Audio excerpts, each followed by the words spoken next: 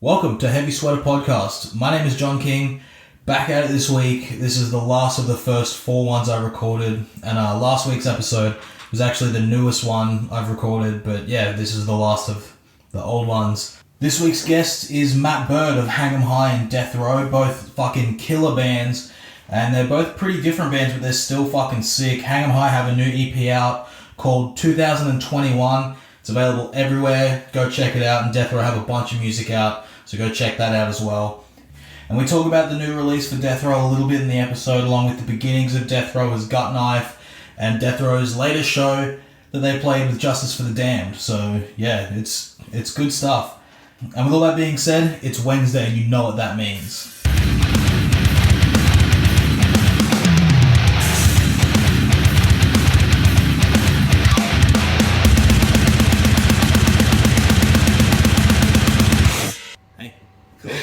How you doing? We'll just get straight into it and go from your earliest beginnings with heavy music, wherever that starts for you. Like the first heavy band you remember seeing or hearing. Oh, I literally remember the exact moment that I can pinpoint the exact moment. Sick. When we moved I'm from the UK originally. Okay, cool. Moved over here just before I turned 10, and I was on the plane with my parents. So one of them, it's 24 hours of flying. It's pretty brutal. That, and on the back of the screens, on the the airplane seats, how they have the music and the TVs and shows and stuff. Yeah, I went through all the music, and I saw Scream and Fire by Bulls My Valentine. Fuck. And I was little 9-year-old me, I used to listen to radio music and alternative rock and a bit of rap and stuff. I never dived into anything remotely heavy. Yeah. Not even Nirvana at that point. Fuck. But Blink-182, I didn't know shit. Fuck. And so crazy. I saw this, I'm like, oh, this looks pretty pretty metal, little 9-year-old me. And I chuck it on, and it's Waking the Demon comes on, and I'm just fuck, man. Just blown away, just what is happening. And I knew sick. As soon as I got off the plane, I was like, I have to find more bands like this. That's so sick. And there were kids at the school that I started going to who knew Bulls My Valentine, and they told me about Slipknot. Okay. And that's when I found Slipknot, and that's pretty much just from there. So that was straight up metal. Yeah, dude, so it's sick. 13 years ago, and it just hasn't stopped. I've never not listened to any kind of alternative or heavy music since then. Sick. That's so sick. Coming from the UK, that's so weird that you hadn't heard about them before coming to Australia. Yeah, that's so wild. That's fucking crazy. And I think looking back on it, there was probably, I think when I was going through those screens on the list, the albums on the airplane, I'm pretty sure I saw maybe a Cancer Bats album. Oh fuck, as and well. And maybe Uni at 6. Fuck. Even though they weren't as heavy, but they're still pretty. Yeah, that's wild that a plane's have some Cancer Bats. Yeah, that's so wild. Because Kerrang is a really pretty big thing in the UK. So they do have some artists that bleed through into more mainstream. That's fucking sick. Music over there, which is cool. That is so sick. Fuck yeah. Dude. That's crazy. Usually when I'm talking to people, it's people around my age that are into emo and shit when that happens. But for someone I assume you're a bit younger than I am. I'm 26. Yeah, I'm 23 this year. Okay, well yeah. Fuck yeah. So while you were listening to that, I was in high school listening to that as well. That's fucking wild. That's so sick. I mean, I've always just had a penchant for all the bands I found when I got to Australia. Yeah. Especially when I got to so I would have been in year 5. Okay. And by the time I got to year 7, I was listening to bands Skinless, Cannibal Corpse, Hank Green. I was going through this massive death metal phase before sick. I listened to thrash or anything like that. That's so sick. But yeah, I just really liked just super just abrasive. Fuck yeah. I just got heavier and heavier and heavier and heavier. But yeah, and then it's funny because we were talking about before 2009 post-hardcore. I went from hard death metal, brutal shit. death metal to Sleeping with Sirens, like Skylar Drive, Fuck yeah. like This Romantic Tragedy. Yeah, that's There's fucking like so all these sick. like That's so what sick. was me? Yeah, fuck you know, yeah. Punk Goes Pop. Yeah. Yeah. Fuck. Just that took over. Oh, that's man. wild. It was insane, yeah. Fuck. And then I was super into those kind of just like sort of like catchy, you know. Yeah, pop choruses and then like a scream fucking verse and shit. Yeah, that's there's sick. this breakdown, just like augmented chords, just And then fucking diddle it over it. Yeah, yeah, that's and fucking then auto sick. tune singing, Yeah, bring that's it back, fucking so sick. bring it back. Fuck yeah. And then from getting into Bullet and then like the heavy shit, was drums anywhere in between there for you? Yeah, so I'd always been kind of interested in playing an instrument. Like I tried to play on guitar when I was younger, but I just didn't. It's pretty fucking hard, yeah. Yeah, so I just didn't really bother with it. And then there was this kid in my middle school called Elliot Williams, and he used to drum for a band called Tapestry. Okay. Yeah, they're still around. Yeah, they The same Tapestry. the ones that toured with like Polaris and Plot New. Yeah, that's the same band. Fucking wild, man. crazy. So those guys are from Darwin. Okay. And I went to school with Tom and Elliot. Okay. And yes, it was so crazy to see them like that's fucking wild. tour Man. Polaris, yeah, that's man. crazy. Like seeing a band from Darwin like sell out shows across Australia. That's or like wild. playing with like Polaris and that, but like that was so sick. But yeah, Elliot, just even when he was like what, it would have been like 11. Okay. He was just like insane. Fuck just a phenomenal drummer. Like jaw-droppingly good. Yeah, fuck like yeah. everyone that used to walk past the music room Yeah. would see him play and just be like, whoa. Yeah. Like he was that good. Fuck yeah. And that made me just want to pick it up. Just Fuck I don't yeah. know, just really. And because he used to enjoy what he played. Yeah, He used to yeah. really get into it. Yeah. And that's that. I'd say that's the. That's the I moment. guess he's kind of the reason I got Fuck into yeah, it. that's crazy. But I will say this, a lot of music schools, not music schools, a lot of like private schools and high schools that teach music and have music tuition, a lot of the teachers teach the instruments to get the grade. Yeah. Where my first drum teacher, Jason, I can't remember his last name, and it really, I'm mad at myself for it.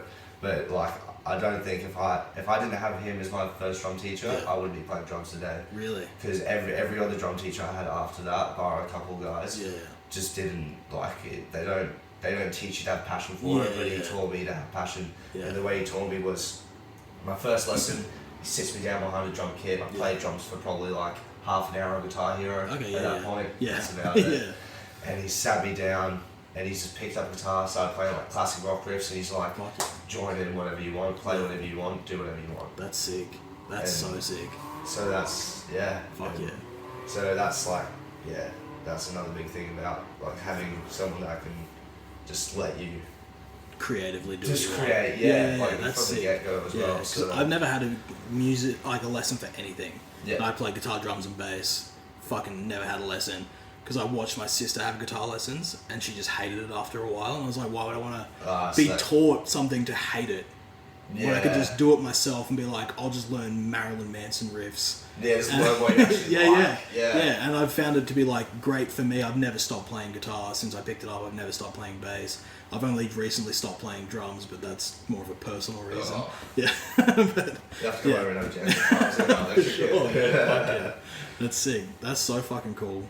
And then from learning drums, was it straight away learning drums to be in a band, or just that was the goal straight away. That was that was gonna be my thing. But it's funny because doing drums through school, when I moved to Adelaide, and I've moved about a lot, and so I had a lot of like different drum teachers. Yeah, that's crazy. Yeah, then when I moved to Adelaide, there was a couple guys at the school that were playing like heavy music. I tried to start a band with them. Yeah. But obviously my parents were like, oh, no, you're too young.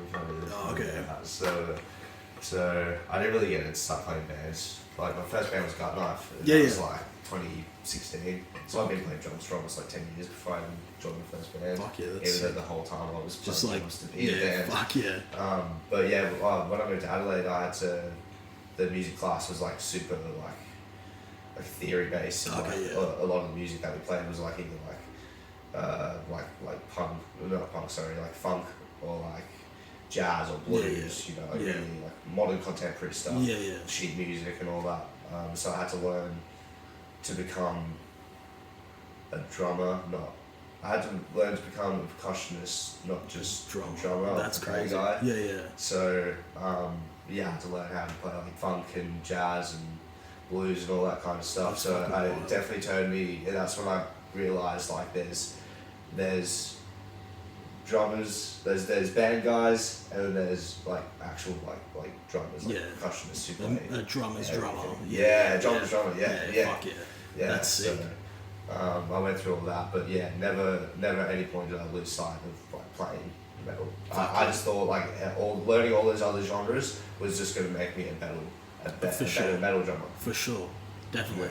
Yeah, fuck yeah, especially with like those tricky breakdowns and like weird foot patterns and shit. Yeah, just doing like just against the grain kind of shit that most drummers kind of just fall into doing. Yeah. Like, fuck yeah. I know a lot of bands kind of have that habit of just having like a MIDI program drums. Yeah. That's it. Yeah. That's cool. Like some of the stuff that people come up with program drums is fucking awesome. It's insane. Like Infinite Annihilators. Yeah. I know people say like, oh, it's all programmed, but I dare any of the people that are like calling bullshit to try and program it themselves. Yeah. Fuck yeah. So definitely. That's sick. And then Gut Knife being your first band. I remember like when Gut Knife popped up. And I remember saying, I was like, that's such a fucking crazy name. It's so sick because it's so like off the wall. And I was like, Gut Knife's like so rad as a name. It's fucking killer. It's good. 6-year-old me is just like, That's so sick. We eventually changed it from Gut Knife to Deathrow. Yeah. I think like a couple of years after being a band, because we're we just got to kind of restart, rebrand. We've never had like a solid lineup since the band started. Fuck. So we've been on hiatus for like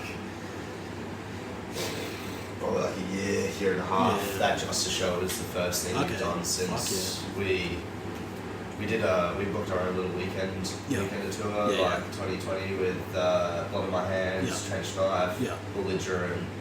I remember that coming up on my Facebook and I was like, fuck yeah, that's sick. Yeah, I remember from like the beginning seeing Gut Knife, it was just like crazy show after crazy show. And like to come back after membership changes, because that shit kills bands. Like straight up just fucking destroys bands. So it's rad that like you guys are like going through that and still coming out and then getting a fucking killer show, first show back with Justice for the Damned. It's fucking wild, man. Oh, I couldn't believe it. Like, I got Demon tattooed on my arm. I've never not thought like Justice in the past like 5 years have been the best band to come out of Australia. Like I reckon they're the next Parkway. Oh, for sure. Yeah. Well, like just before COVID, they had that tour lined up with Kubla Khan and I Am. TX. It was like fucking crazy. I was like, people would die on this tour. Like it's stupid heavy. And then it just never got to happen. I Am. So fucking heavy. What a band. Yeah, they're fucking rad. I love how they play the full like Southern Texas. Yeah, they don't give a fuck. Same with Kubla Khan though. Like I saw him at Brightside with Stray from the Path. And Matt Honeycutt's just walking around fucking wife beater. Just doesn't give a fuck. And I was like, you're so sick and you don't even know it. He's so sick. Trucker hat and fucking ponytail, like pigtails and shit. Yeah, just full, like Marauder. Yeah, he does not give a fuck. I was like, you're so tough. Like, you're tougher than anybody in this room. They're fucking sick. I still remember the first time I listened to, the Balancing Survival and Happiness EP when I was probably like 12 and thought, who the fuck is this band? As a 12-year-old, just like staunch as fuck. So legit. Sick. I remember like watching. It's so funny when you look at like some of their first like shows, the videos on YouTube, and Matt's like probably like the same size as I am, like short hair, 60 kilos soaking wet, and now he's just fucking. He's a tank of a man. He's so big. Yeah, he's a fucking weapon. That's so sick. But yeah, so Justice, your favorite band? Oh, I can't say I have like. We're gonna get into it later. A favorite band on the end. Okay, but I'd say Justice. Like my favorite band to come out of Australia at the moment. Sick. Yeah, cool. And do you have any other bands that like you could see as like the top tier of Australian music outside of like the big names like Polaris, North Lane, In Heart's Wake, shit like that. Oh yeah, for sure. Yeah. Any band that's on Grayscale, really. Yeah, they're like, fucking crushing. Yeah, dude. Yeah. Ash Hole and I forget the other guys. Redbeard. Yeah, Redbeard. Yeah, man. Like fucking they're crazy. So yeah, Ash Hole's had like God knows how many years of experience running shows, working with bands, networking. So to see them actually start like their own, like. Hub for like it would be cool to see them become like the next I don't know like the Australian rate like Roadrunner or something. Yeah. You know, fuck yeah. And like they've definitely got the bands to do it. Like, but in terms of who's at the top at the moment, any band that's on Grayscale pretty much. So like Alpha Wolf, Honest Crooks, Justice. Last on Grayscale, are they? No, they Resist. Resist. Diamond Constructor. Diamond Construct. Well, I think a band that's not on Grayscale, I think they was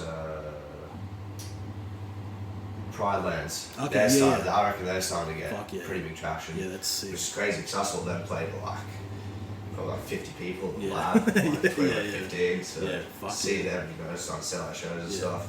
Thornhill, I've never really listened to Thornhill, but I've seen it. They got they're like always doing stuff. Yeah, they're like always seeing people with like their merch, on the street stuff, and like not real.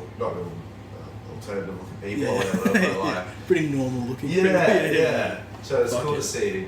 I think that's the thing I've noticed recently is like a lot of those bands, and a band like Days Like These, that are very like starting to cross over and get like more normal people, which is cool to see.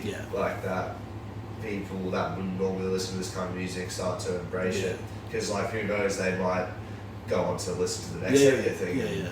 Or go see a Days Like These show and then see a band that's underneath them or playing above them. Yeah, like see like a band like what they're called. It's really bad. My best friend plays it. Dead Nerve. Okay, yeah. They'll see a band like Dead Nerve and be like, whoa, like this is heavy as fuck. And then send them down the rabbit hole from there. Yeah, that's crazy. So, or ideally that's the goal for like every heavy musician, to like have someone that's not involved fully get in and like know about their band.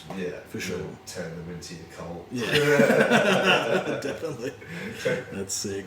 But fuck yeah. So, and you guys put out like a little bit of music as Gut Knife or as Deathrow, because I remember seeing some Deathrow stuff come out, but I think I remember seeing an EP from Gut Knife or a couple of singles or something. Yeah, so we did Gut Knife started with like a demo. Have you ever heard the demo? I don't think so. I think I started listening to the new Deathrow stuff. Oh, okay. The last bunch of stuff you put out. So, I'm glad you didn't listen. Cool. No, I'm gonna write it off. It was fun. It was what it was. It is what it is, sort of thing. But Deathrow, we put out the Malicious Intent EP. So that was the first thing we put out when we renamed to Gut Knife. To Deathrow, sorry. And then we put out Left to Rot, that EP, but we released that with a single first, Splintered, and then we just released it as a whole. That's sick. And then we've got something new in the works. So that's tough. Hopefully get it out soon. Sick, And the way with shows going now, I think it's like now's probably the best time to be putting stuff out where like, I'm not sure about when like you started playing shows, but at my tail end of playing shows, it was like every other show was decent, but more often than not, it was like a couple of people, just a Thursday night at the Bright Side that nobody comes inside for. So I think now, like, because every other show I see now sells out, which is crazy, no matter if it's Bright Side or Rick's or Tivoli. It's fucking wild. So, like, for putting music out now, I think it's the best time to right now. Well, obviously COVID, that was, it's been a blessing, it's been a curse and a blessing, I guess, because obviously no gigs for over a year. Like a year and a half. And obviously venues struggling, bars, all that stuff. It sucked. That sucks. But the good thing to come out of it was once shows came back, everyone wanted to go. Now everyone wants to go to shows again. And it's cool to see, like you said, every second show sells out. Whereas 3/4 capacity. And like 5. When I was going to shows when I was 14, 15. At the Lab in Woolloongabba. Did you ever take you been there a couple times? I've never been to the Lab. No, what? But like every other Brisbane venue I've been to. Man, the Lab. Dude, the Lab was like an era. Yeah, for sure. I remember like seeing like footage from shows there and being like, "Fuck, that place looks wild." It was sick. Yeah. It was like literally a concrete basement It's so sick. with like these massive load-bearing like red pillars in the that middle, so many people had like broken their arms on. Yeah, fuck yeah. For Sam Ballinger used to play with Fred. I don't know if he yeah. still plays with them. But yeah, I remember. I'm pretty sure he was pitting to Hand of Mercy at one show and just fall through his arm against it. Fuck. Yeah, gnarly. What a band to do it to though. Hand of Mercy is so sick. It's so fucking sick. Bring it back. For sure. Bring I it saw back. their last run of shows just before they split up forever. Yeah. Buried in Verona. It was so fucking sick. They Buried crushed in so. Verona. Buried in Verona are one of my favorite bands Yeah. of all time. They are Yeah. so sick. I think they were definitely like one of those. Yeah, they were one of those bands I got into pretty early on. Yeah. And man, it's so funny. Like I remember, I can even remember the exact moment I got into like Australian. Yeah. Like Heavy music. heavy music. Yeah. Like I used to see Parkway come up on the V Headbangers Ball channel. Yeah. My parents used to have Fox Yeah, fuck and Boneyards used to come on all the time. All the time, yeah. And then Smoke 'Em If You Got It. I used to listen to them. And I always thought they were American for some reason. Really? Winston always, because that's the only time I used to like look at Parkway Drive. I didn't go outside of that. So, and Winston has like he's quite like American when he talks sometimes. Okay, yeah. And like when he's like talking while he's doing vocals or whatever. So I always thought they were American, and then Prom Queen came on. Fuck yeah. And I looked them up on Wikipedia, and I saw that they were from Adelaide. Yeah. And then I saw that Parkway Drive were from Byron. Yeah. And I was about to move to Adelaide at the time. I was like, what the fuck? Like these, I didn't know Australia. Yeah. I thought Australia was just like, fucking AC/DC is the head. AC/DC and shit. Yeah, I was like, what? Like, what the fuck? Yeah, fuck and so, that's when I like started getting into like House vs Hurricane. Okay, fuck Like they were a band I found early on. Yeah, Buried in Verona, Confession. Yeah, fuck yeah. Confession is so sick. Yeah. Yeah. That was like my rabbit hole into like Australian. Oh, it's going again. Yeah. Cool. So, Prom Queen and Goats. Yeah, I'll never not say it. Like I seriously think that Carry On should be like the national anthem of Australia. So sick. Like, That's fucking sick. Best band in the world. Yeah. I actually watched Viva the Underdogs Okay, on yeah. Netflix for the first time last night. So it's on Netflix now. Yeah, it's on Netflix now. Fuck yeah, sick. Go and watch it, Fuck man. it. If you have not seen it. I will be, yeah. I think I was almost in tears at like 2 different points of it. Yeah. And like, I probably was in goosebumps for half of it. Because it's just so surreal. Fuck yeah, that's Like, sick. Like, a band that started out playing to like 50 people at the Byron Bay PCYC. Essentially where like everybody starts. Yeah. And in then music, like actually seeing them like headlining like Wacken. Yeah. Fuck, It's wild. I'm getting goosebumps just talking about it. Like it's so crazy. Yeah. Like it just proves that like anyone can do it, but you just have to Put the work in, because for sure. like they're all like they like manage themselves. Yeah, like Luke manages them and shit. Yeah, it's crazy. Which when you think about it now, that like we see it in the documentary, but the productions that they're putting on are like crazy huge. Yeah, like Rammstein sized like fire. theatrical, Yeah. like, Just like huge pyro show as well. Yeah. And like the first Australian band to like really do that outside of like the classic. Like AC/DC essentially, and then taking the Slipknot rotating drum riser as well. Yeah, It's just fucking going crazy. like all out with it. Putting on a show, which is fucking sick. Yeah, which I saw a friend put up a status earlier and he was like, yeah, Viva Underdogs fucking sick, so sick to see like Parkway made it. We're playing halls again, you dogs. Yeah. And I was saying like if Parkway did like some hectic like little man, regional it would tour. be Like, crazy. it'd be nuts. It'd be insane. It played like, I don't know, like a 15 years and like Don't Close Your Eyes. Yeah. Or so like 20 years like Don't Close Your Eyes. It'd be or something. fucking crazy. Oh. I think the last smaller run they did was that one Polaris opened for them on. The Carry On. I think so. Yeah. Or it might have been like just before they were putting something out or after they put something out. No. I think they did like a massive run at like River Stage and they did like Tivoli Oh, okay. or Triffid or some shit. And it was like them Polaris. I think that was like the last time I saw them play a smaller venue.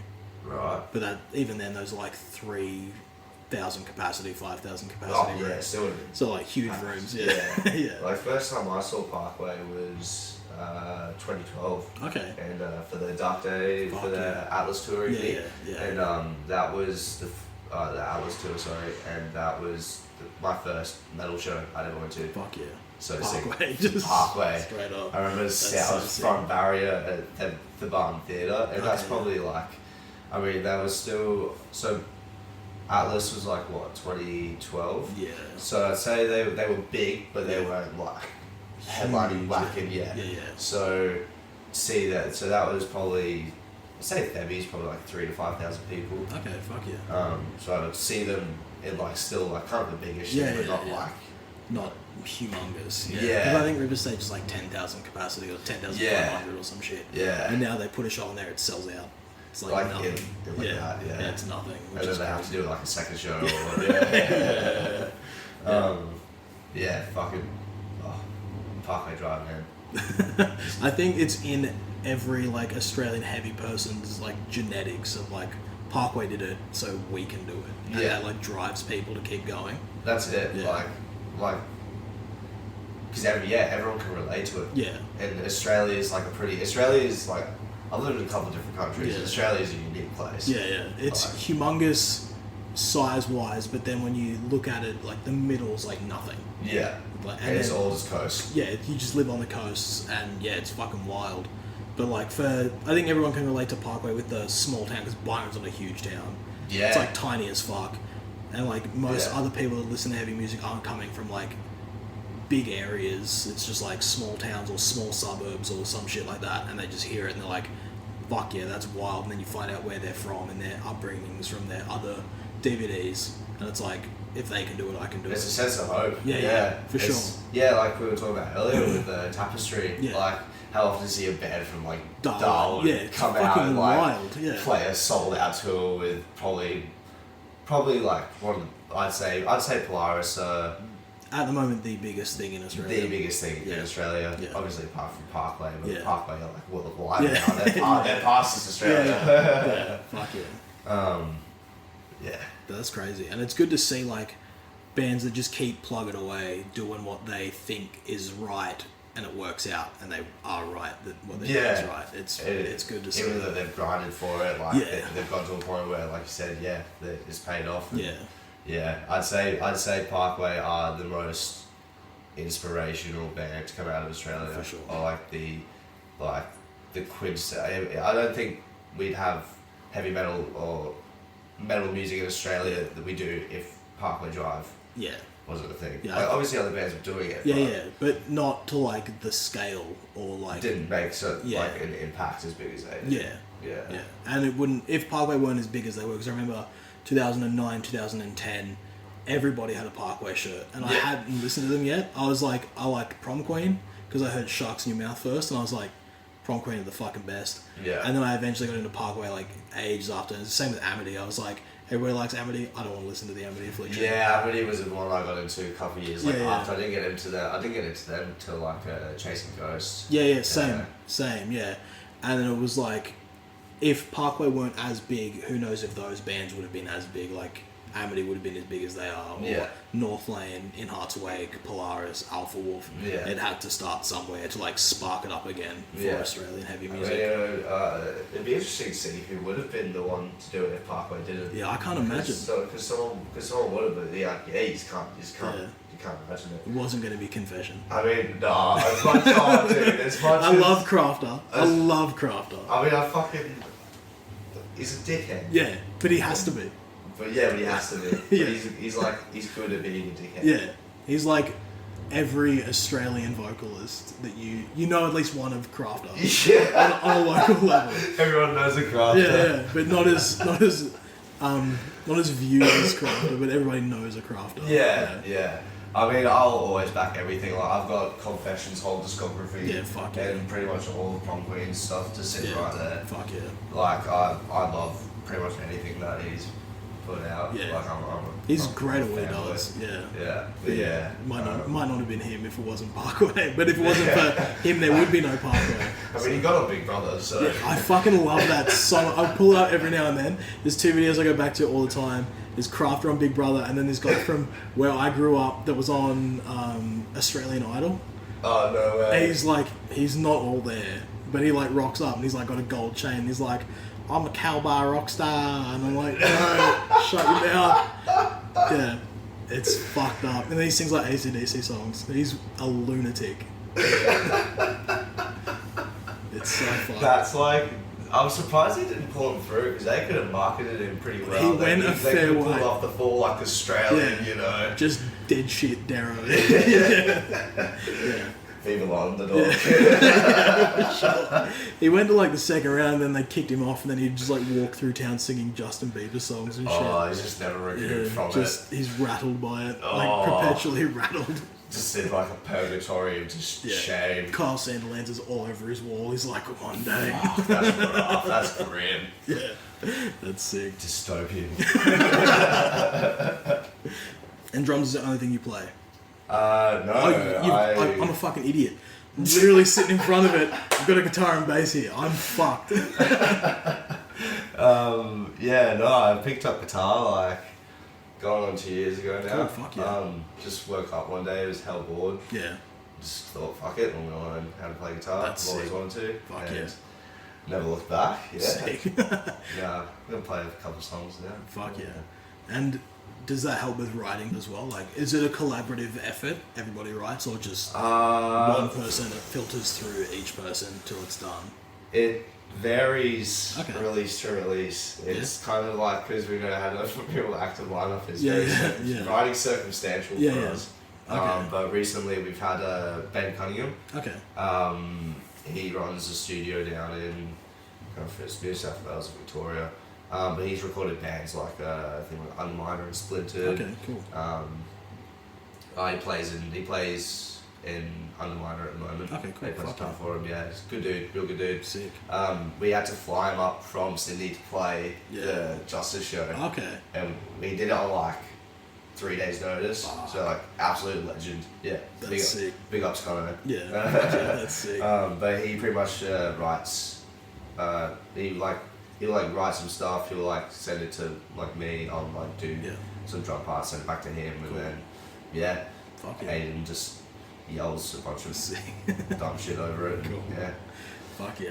that's sick. so yeah. Ben pretty much just rewrites it. But I do play in another band now called Hang 'Em High. Okay, yeah, I've heard of Hang 'Em High. Yeah. So that's it's more like a. Jaden from Stepson saw us play last night, and he said that we sound like For the Fallen Dreams. Oh, and I was whoa. like, yes! That's sick. But yeah, that kind of like 2008, like Parkway goes aside. Fuck sort yeah. of. Just like trem metalcore. Yeah, it's stuff. like hard, catchy, but also like kind of melodic Yeah, sick. metalcore. Fuck Yeah. Cool. But that's been way more active than Deathrow has Yeah, been in the past year. Yeah. Like we started playing shows at the start of this year, and I think this month we played 3 shows. Fuck yeah, that's so So sick. it's starting to take off. That's pretty- killer. Fuck Yeah, I haven't not played a show this year. Like, That's in a fucking month. excellent. Like every month I played at least 1 or 2 shows. Yeah, That's fucking tough. it's been awesome. Fuck yeah, that's so Yeah. sick. And how did Hang 'Em High start up?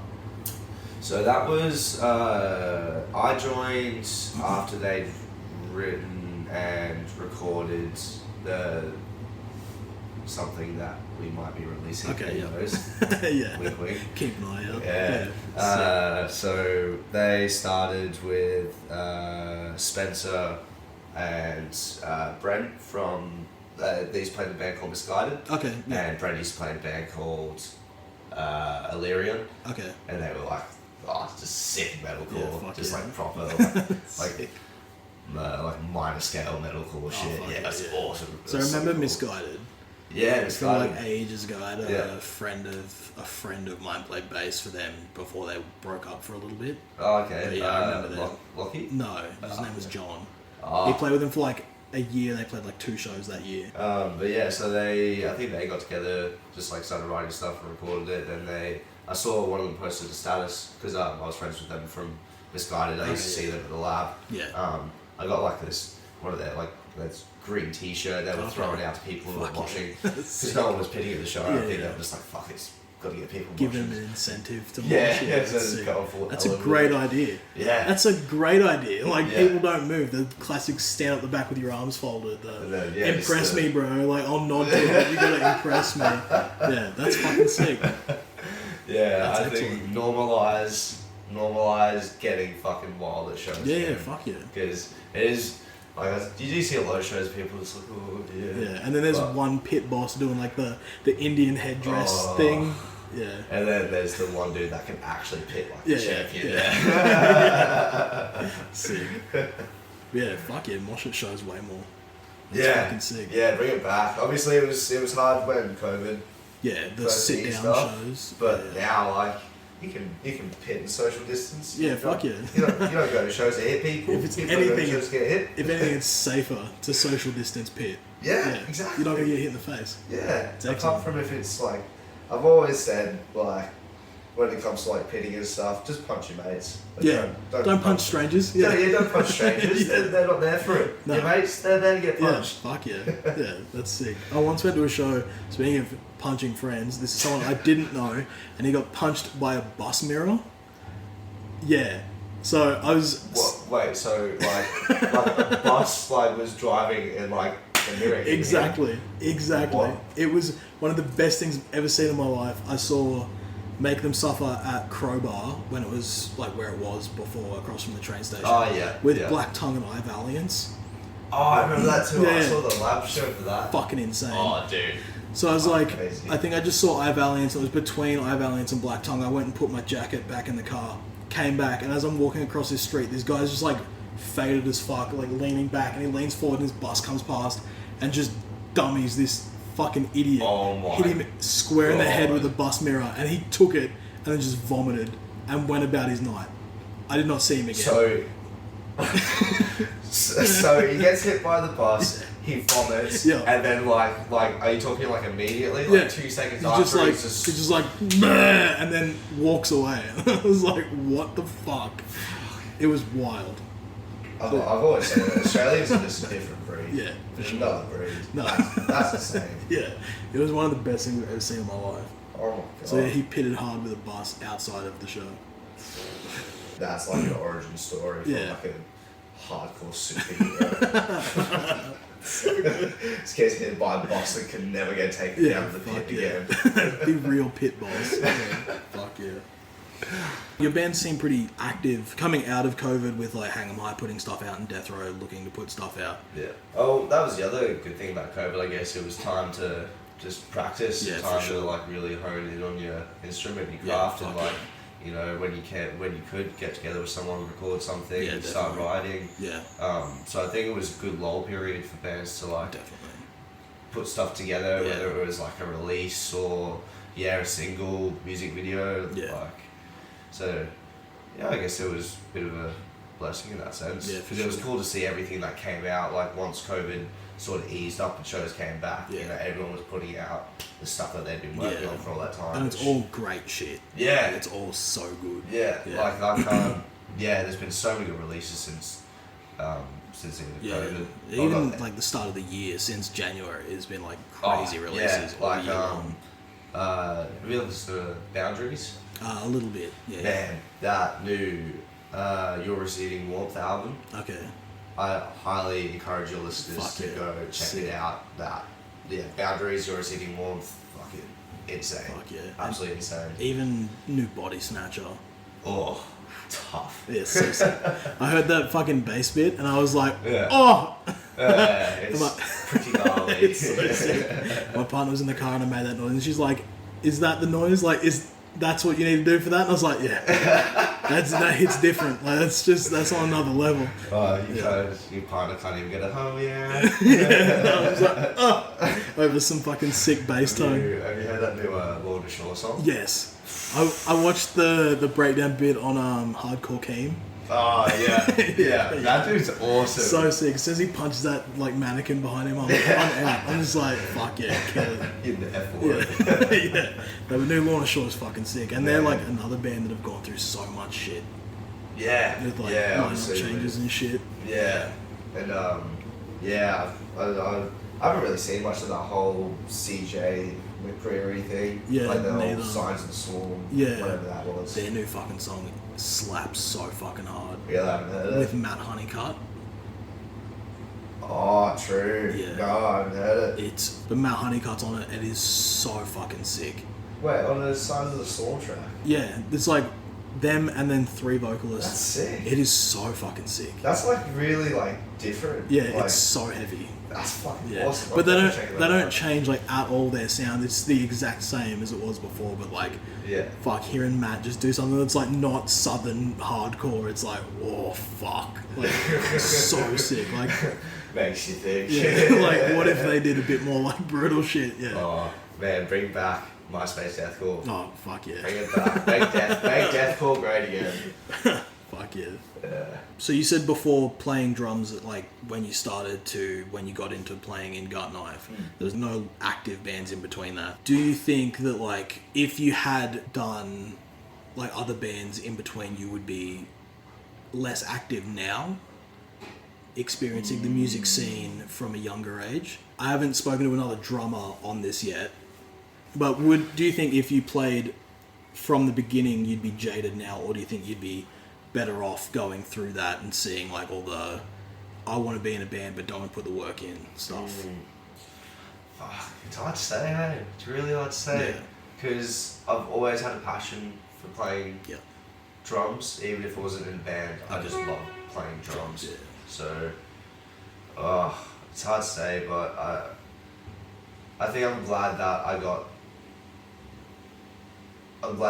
waited. Yeah. Because I think there was a point where I did start losing my passion, and if I'd been in a band at that point while losing my passion, I would have lost passion for being in a band, lost passion for drumming, and then I probably would have been worse off for it. So Okay. I think, but then again, it would have been sick to be playing shows like way younger and have more experience by now. Yeah. But I'm glad that I had all the experience of drumming behind me before I got to the point of playing shows, because I knew that I just felt comfortable. Yeah, definitely. And yeah, I don't think in myself, I don't think I've ever played like a bad show. I'm always like, I'm my own worst critic. Yeah, definitely. I always- Every musician is, yeah. Yeah, you try to pride yourself on like giving the best performance, even if someone else thinks it's fucking awesome. Yeah. And you know that you messed up maybe like twice. Yeah. You know that you messed up twice. Yeah. And it weighs on you for Yeah. the next show. I was literally yeah. talking about that last Tuesday at like when I went to practice last. Man, the second show we got Knife, we were in. That was our third show. We were in Adelaide. Yeah. Which was fucking crazy. Yeah, that's sick. Yeah, Adelaide's fuck yeah. Like my third ever show. It was scary as. Yeah. And our old guitarist Wilco, shout out Wilco, his guitar input is the input on his guitar was fucked, and like the start of the song was like just him, and I couldn't hear it. Oh, and okay. I yelled out, I can't hear shit, and like we just like stopped, and it was like, it was awkward. Yeah. It was When very that awkward. happens, it's like, oh fuck. Yeah. But that was like the only time. There was like a bad show. That was like a bad mistake on my part. But ever since then, every time I've fucked up on stage or like my bandmates make like a little mistake or whatever, we just laugh it off, It's funny, like, dude, at Justice, we forgot but between me and Connor, I think we forgot like half of like 2 songs each. Oh fuck. And like I'm good at improvising, Yeah. but like it was like looking back to me, he's like, I don't remember what to do for this part, and I was like, just keep going, going. That's And then we sick. ended up improvising half of the song. That's sick. Fuck yeah. Did you write it down Live. afterwards? That's so sick. No, we didn't. There was no way I was remembering how to play it. That was like But I was panic mode. Yeah. Just take what you did there and then move it to something else. Be like, nah, new song now. I mean, it just goes to show that you can improvise a beatdown set. Yeah. You can just do it on the spot. No writing, Heaps nothing. of opens. Heaps of opens, high muting, tremolo on second string, 1, 2, 3, Yeah, whatever. fuck yeah. A couple of pinchies. Yeah. Harmonic sweeps. Easy as fuck. Yeah, there you go. Bish bash bosh. Yeah, sick.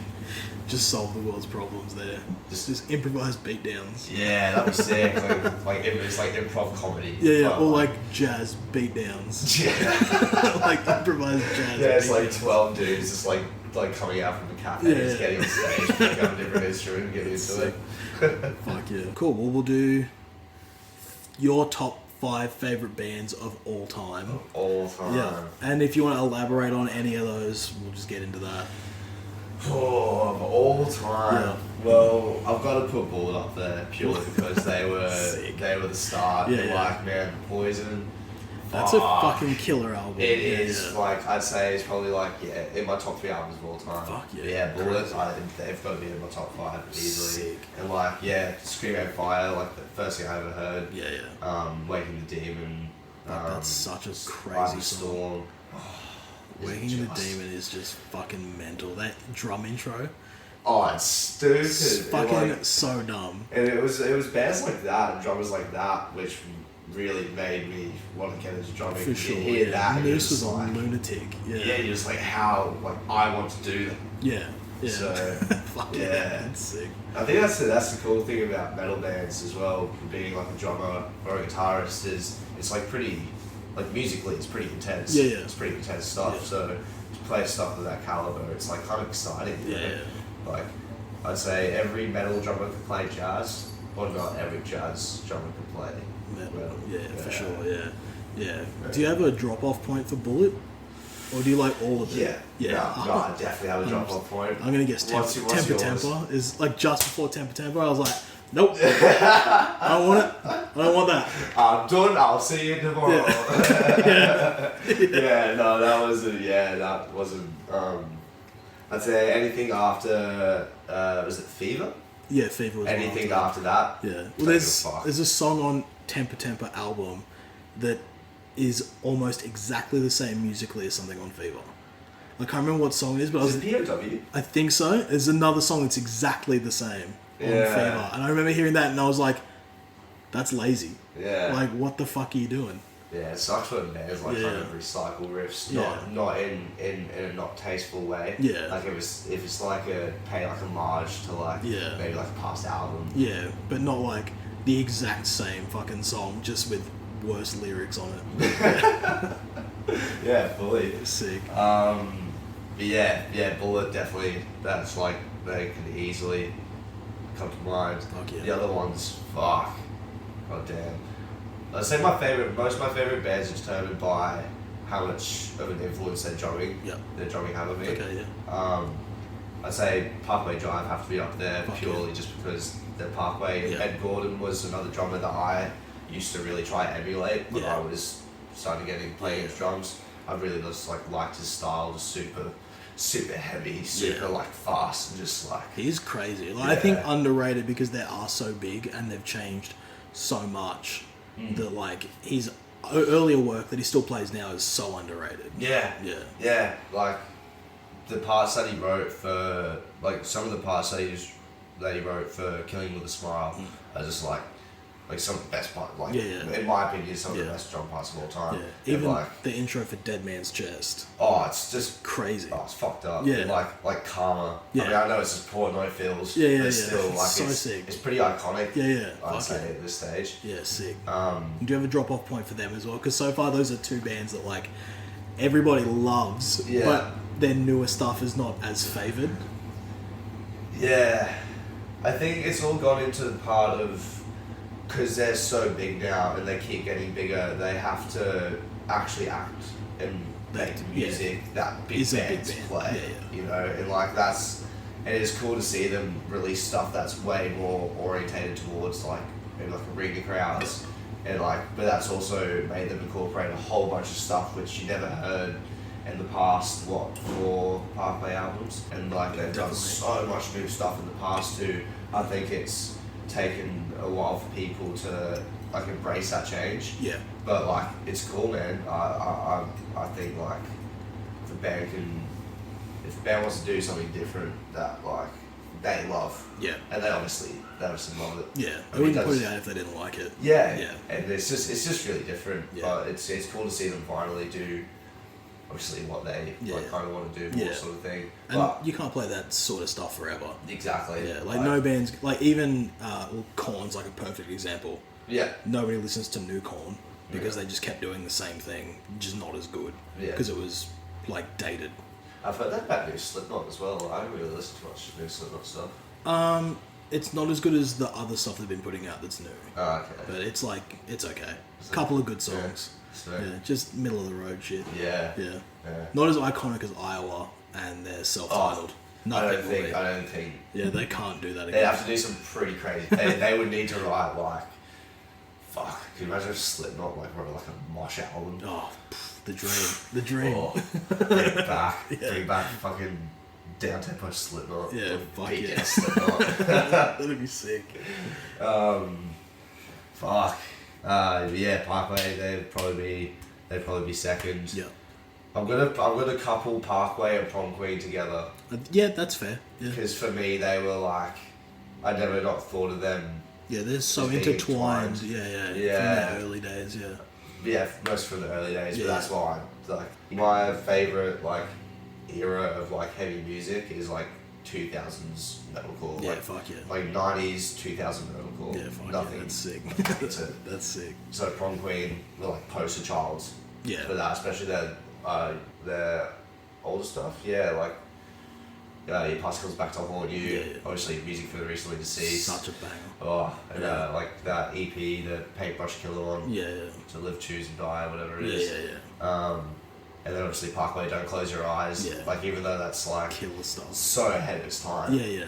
And Killing with a Smile, yeah, another album that's like way ahead of its time. Yeah, fuck yeah. And obviously, what was it, Horizons? I Yeah. mean, like Carrion, So like Idols and Anchors. Yeah. That like launched them for sure. Oh, Yeah. yeah. That was the takeoff point. Yeah, they went from being like a big heavy band to just a big band. Yeah. Yeah. But they are one of those.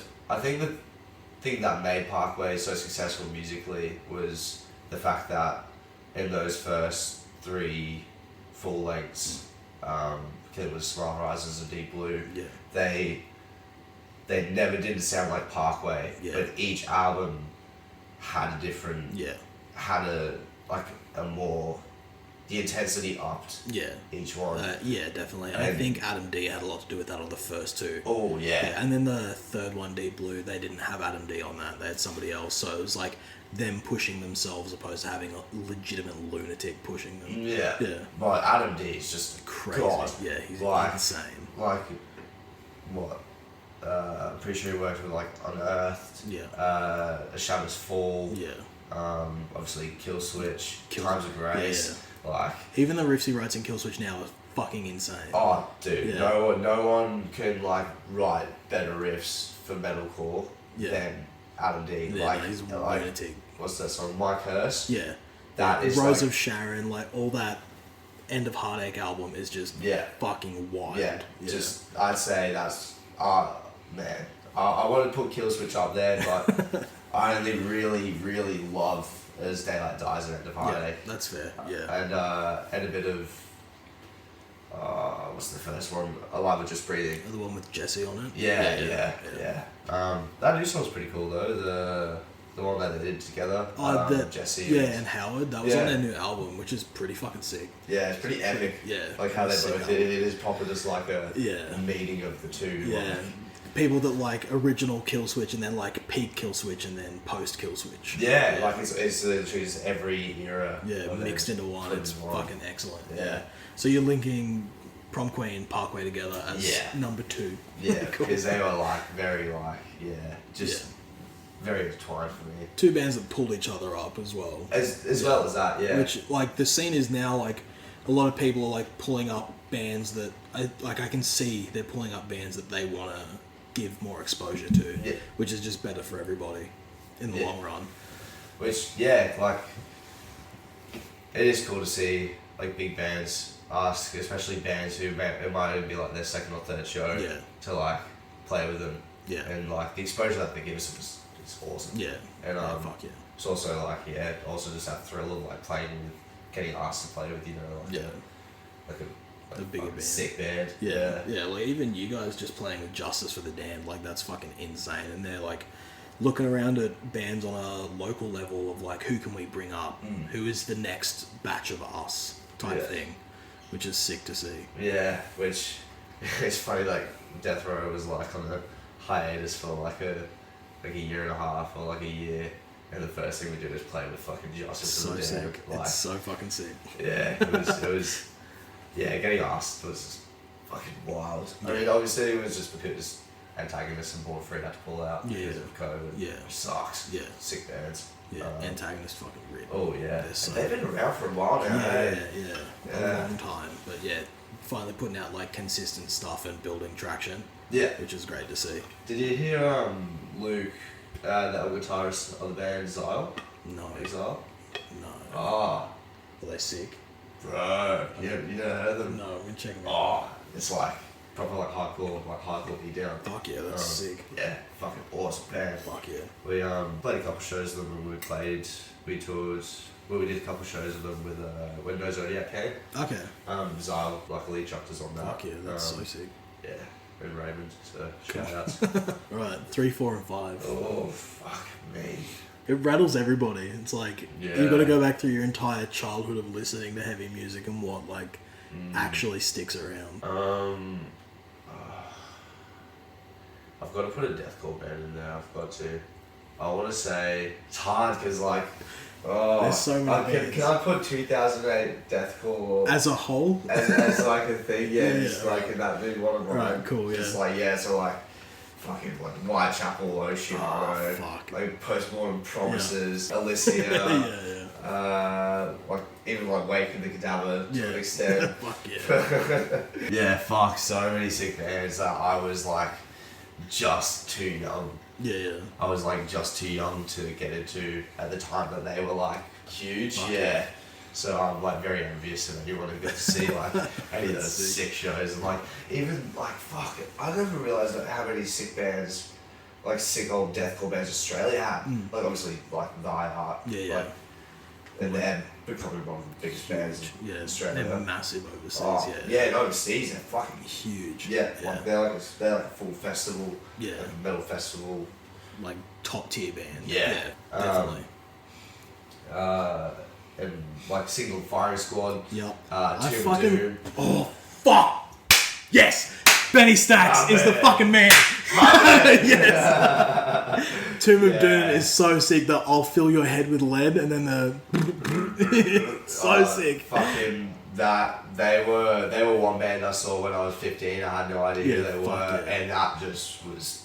Yeah, fuck. I didn't know that like deathcore could actually be like genuinely fucking hard. Yeah. Like so bullshit hard. They're so sick. Yeah. They were scary. They were scary bands. So Benny Stacks is like a huge dude too. He's like intimidating as fuck. And all the dudes I used to pitch them were just fucking weapons. Like dads. Yeah, proper like dads. With like bald dudes with like massive straight edge tattoos. Yeah. And it was just like, but they're the ones doing like hectic cartwheels and shit. They like, don't give a fuck. They're just gonna send it hard. Yeah, they don't give a shit. They don't give a shit. They have their super. Yeah, they don't give a fuck. They got life insurance. They're sweet. Yeah, that's so sick. Fuck yeah, Signal Firing Squad as well is so fucking sick. I see Ryan every now and then. Oh yeah. So he works up in this music shop in Nambour. Yeah. And he's just a weapon of a person. Yeah, it's funny the avenues people go down when they get out of playing your bands. Yeah. So there's like that. Have you seen that the wheel of like things that people do when they get out of listening to heavy music? Yeah, cool. So 2008 Deathcore is number 3. Yeah, that's number 3. Sick. Oh, Wizard Plague, they were a big one for me. Yeah, I fucking decimated the tattoo. Yeah. They were one of the first bands I actually learned how to play drums for, like hectic drums. Suicide Silence as well. Sick. They were another big one. Adaptations of an Autopsy. Fuck yeah. Awesome. I feel like they're all bands that are like overlooked because that era was so like not as big as the more palatable stuff. yeah, like the crabcore type shit. Yeah, like the well, they were like, I'd say all those bands like Sleep with Sirens, Pierce the Veil, Woe Is Me, Memphis May Fire, all those what was it on Bless the Fall. Yeah. Like they were all very like they were just boy bands. Yeah, Literally essentially boy they were bands. boy bands for emos. Yeah, just emo boy bands. Yeah, exactly. Yeah. Which obviously that was like a lot more palatable. Yeah, to the wider audience. To the wider audience. Yeah, but I think if you got in there and then would dig deeper, you'd see those bands, and if you like those bands, then you were in. Yeah.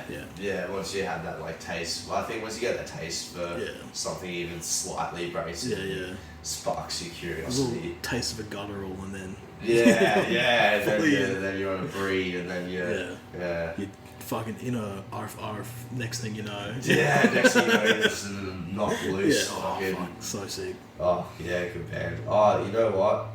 I would have to put Knock Loose. I would just say Knock Loose is thank you for bringing that up, because they were like I went through this period where I started to kind of fall out of love with heavy music. Okay. I just thought everything was a bit like stagnant. Yeah. I didn't know like where to look for. I didn't know what I want to listen to at the time as well. It was just a weird thing. And I remember listening to the Knock Loose Pop Culture EP. And that was like when they like just first released it. Yeah. And I just thought like, man, this is sick. Fuck yeah. It's like that gnarly dog on the front. Yeah. It's so like, sick. Like, and I remember listening to them and thinking like, oh, these dudes must be like pretty staunch. Yeah. Like, they must be pretty hard. Yeah. And then you look at them and they're all like fucking little kids, just like little 5 versions of me. Yeah. You know? It was just surprising. I just didn't know that you could make music like that tough. Yeah. And that really that kindled this thing in me that I was like, fuck yeah, like really just like hard music, like fuck yeah. I just had this like yearning for it. Yeah, And that's how sick. Gut Knife started. Okay, sick. So if it wasn't for Knock Loose, Gut Knife's not around. Yeah, if it wasn't for like Knock Loose, Mercy Blow, Yep. they were like two biggest influences. Fuck yeah, that's sick. No Zodiac. Okay, Shout out No Zodiac. Sick. If you ever listen to them. I have not. Fuck. No. They're not a band, they're not around anymore. Okay. But yeah, fucking awesome band. Fuck awesome. Yeah. I just found out about a new band yesterday called Backbiter. Backbiter. Yeah. They are so dumb heavy. Oh. Yeah. Oh, I'll have to shut Yeah. up. They have an EP called Figure 4 Leg Lock. Figure 4 leg like Ric Flair. Yeah. It's so sick. But Fuck yeah. one of their songs is called Dog's Eyes, and it starts with, did you ever watch the movie The Master of Disguise? No, It's I don't like think so. it's like a shitty comedy with Dana Carvey from Wayne's World. Okay. And the premise is he's a spy, but the way he spies is by pretending he's other people. so there's one part where So he's like he adopts like other people's personalities. yeah, or like characters from Yeah. pop culture and stuff because it's a comedy movie. So there's one point where he's in a dinghy in a swamp, hiding from people that are trying to kill him, and he does like his impression of the Jaws guy that's like shark in the water, and it starts off with a quote from that, and then it's just like the dumbest heavy song. Oh. It is so sick. I was like, this band fucks so hard. Fuck you. But yeah, You've piqued my interest. yeah, they're sick. Yeah, I'm gonna stay to my Spotify. Sick. So Knock Loose number 4. Yeah, Knock Loose number 4. I'd want to couple them with Malevolence. Alright. Because they were like I found Malevolence at the same time. Yeah. And they were another band that really made me pick up my love for heavy music. It's just because, do you ever listen to much Malevolence? Yeah, a little bit, yeah. The full Pantera crowbar singing, fuck and yeah. then they're shreddy as fuck 1 minute, and then next it's just some fucking boom boom boom boom, just caveman shit. Sick. It's just everything I like Yeah. about just heavy music. Yeah. It's they just incorporate every part, every good thing about heavy music, and they just do it. And then obviously it's what they love doing as Yeah, well. yeah, fuck You can yeah. tell that in the way they write it. It's just so yeah. It's really expressive. And it's sick that those sorts of bands are what can spark you up again from being whatever, make you give a shit about music again. Yeah. Yeah. And it's sick like when Malevolence came, when they toured here, I went to the Brightside show. Yeah. And with Terror. And there were like so many in the line, there were just like all these people like, oh, have you heard Malevolence? Yeah. Like just like all these like people who I never thought would be doing that shit. Like doing it, I was like, fuck, yes. Sick. Like, Serpent's chunk all the ways for you. Like, oh fuck man, I love Malevolence. Like I literally have Oh fuck yeah, cool. Yeah. Pretty much. I don't know why it's so hard. All my favourite bands have got fucking tattooed on me. Yeah. Just look around, man. Yeah, literally. So yeah, I put Malevolence and Knock Loose together. Finally, probably it's Justice. Just for the damn. Yeah, they've just been just one of those like yeah, they are bigger now, but I'll never not look at them as a local band. I mean, I can't really say that because people have been watching them since they first started. Yeah. Like I at least started listening to them at like 2014, 2015. Okay, yeah. I think. Yeah. But yeah, definitely. And like I said, I reckon they're going to be the next Parkway. 100%. And they just work so hard, the same, they tour so Yeah. hard. And now that they've started getting over into Europe and The US and stuff. in the US, yeah. like started breaking those markets, it's so sick. Like Yeah. they're definitely one of those bands that they just deserve it. Yeah. They're doing the work. And even like they get shouted out by like Knock Loose, which Knock Loose are probably, I'd say, the biggest band to come out of heavy music in the past. Yeah. Them and Code Orange, I'd say, like the, Oh yeah. the biggest hardcore bands. Yeah. Well, Code Orange are full like, I don't want to say mainstream, but, but they're they- not fucking WWE. They've won Grammys and shit. Yeah, Like, yeah. They're like the they've done front. red carpet Yeah, appearances. it's fucking crazy. And like, I assume if you talk to them about it, they'd just still be the same, like 5 kids from Pennsylvania. Exactly. And it's just, yeah, it's funny the bands that make it really big. Yeah. It's funny like a band like Knock Loose, like when was a band that heavy got as big as they have? Yeah. Having a fucking Minecraft set. Yeah, and During then the COVID. yeah. Like, Yeah. that's unheard of when we were growing up. Like, that was never going to happen to a band like fucking, I don't even know who at the time, like a Winds of Plague. Like, that wasn't going to happen for them at the time. Yeah. But like now it's like, fuck, that's happening to like Knock Loose and Code Orange and shit. It's wild. Yeah, there's definitely that like resurgence in like heavier music Yeah. becoming bigger again. Yeah. And shows becoming just more like heavier bands becoming more appealing to people who wouldn't usually listen to heavier bands. Yeah. Which is it's just the best thing to Yeah. see. Which is what it needs. Man, I would have loved to be a bit older than I am and been able to go to like shows in like the mid 2000s. Yeah. Fuck yeah. And just like see like what because like a lot of people say that was like the peak. It was like the golden era. Shows. And, Yeah, like you look back on YouTube videos and you can see like it's fucking hectic. yeah. Like I remember when Hand of Mercy called it quits, that Brightside show was fucking crazy. Oh, people was losing. Yeah, it was just insane. I was like, fuck. Like, and I hadn't played shows then, so I was like, oh, this must be what like every show's like, and then get into playing shows and realizing very quickly, no, it's not. No, it's not. Not anymore, Jimbo.